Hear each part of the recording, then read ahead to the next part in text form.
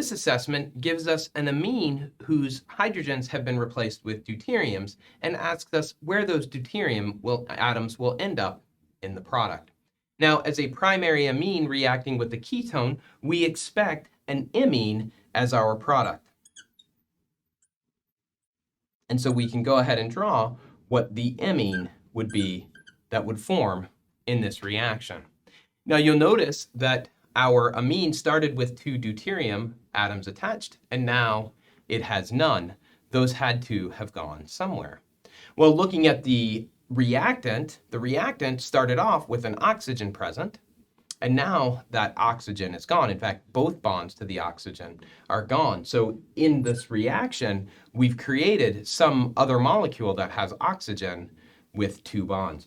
Well, recall from imine formation, usually we would be producing water. Sorry about that.